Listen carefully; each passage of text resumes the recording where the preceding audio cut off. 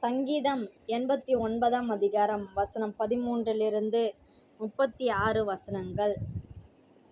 உமக்கு வல்லமையுள்ள புயமும் இருக்கிறது, உம்முடைய கரம் பராக்கிரமம் உள்ளது, உம்முடைய வலது கரம் உன்னதமானது, நீதியும் நியாயமும் உம்முடைய சிங்காசனத்தின் ஆதாரம், கிருபையும் சத்தியமும் உமக்கு முன்பாக நடக்கும். கெம்பீர சத்தத்தை அறியும் ஜனங்கள் பாக்கியமுள்ளவர்கள். கர்த்தாவே, அவர்கள் உம்முடைய முகத்தின் வெளிச்சத்தில் நடப்பார்கள்.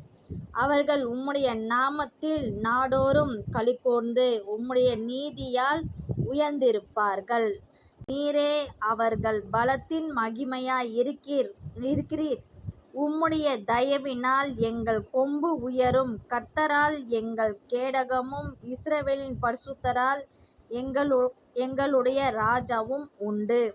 அப்பொழுது நீர் உம்முடைய பக்தனுக்கு தரிசனமாகி சகாயம் செய்யத்தக்க சக்தியை ஒரு சௌரியவான் மேல் வைத்து ஜனத்தின் தெரிந்து கொள்ளப்பட்டவனை உயர்த்தினேன்.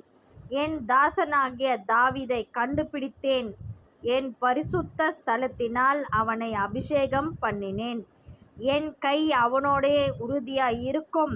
என் புயம் அவனை பலப்படுத்தும். சத்துரு அவனை நெருக்குவதில்லை. நியாயக்கேட்டின் மகன் அவனை ஒடுக்குவதுமில்லை. அவன் சத்துருக்களை அவனுக்கு முன்பாக மடங்கடித்து அவனை பகைக்கிறவர்களை வெட்டுவேன். என் உண்மையும் என் கிருபையும் அவனோடு இருக்கும். என் நாமத்தினால் அவன் கொம்பு உயரும். அவன் கையை சமுத்திரத்தின் மேலும் அவன் வலது கரத்தை ஆறுகள் மேலும் ஆளும்படி வைப்பேன். அவன் என்னை நோக்கி, நீர் என் பிதா, என் தேவன், என் இரட்சிப்பின் கன்மலை என்று சொல்லுவான். நான் அவனை எனக்கு முதற்பேறானவனும் பூமியின் ராஜாக்களைப் பார்க்கிலும் மகா உயர்ந்தவனுமாக்குவேன். என் கிருபையை என்றென்றைக்கும் அவனுக்காக காப்பேன்.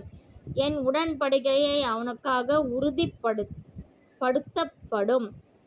அவன் சந்ததி என்றென்றைக்கும் நிலைத்திருக்கவும் அவன் ராஜாசனம் வானங்களுள்ள மட்டும் நிலை நிற்கவும் செய்வேன். அவன் பிள்ளைகள் என் நியாயங்களின்படி நடவாமல் என் வேதத்தை விட்டு விலகி ஆனாலும் என் கிருபையை அவனை விட்டு விலக்காமலும் என் உண்மையில் பிசகாமலும் இருப்பேன். ஆனாலும் என் கிருபையை அவனை விட்டு விலக்காமலும் என் உண்மையில் பிசகாமலும் இருப்பேன். என் உடன்படிக்கையை மீறாமலும் என் உதடுகள் விளம்பினதை மாற்றாமலும் இருப்பேன். ஒரு விசை என் பரிசுத்தத்தின் பேரில் ஆணையிட்டேன். தாவீதுக்கு நான் பொய் சொல்லேன். அவன் சந்ததி என்றென்றைக்கும் இருக்கும். அவன் சிங்காசனம் சூரியனைப் போல எனக்கு முன்பாக நிலை நிற்கும். 52வது வசனம். கர்த்தருக்கு என்றென்றைக்கும் ஸ்தோத்திரம் உண்டாவதாக. ஆமென், ஆமென்.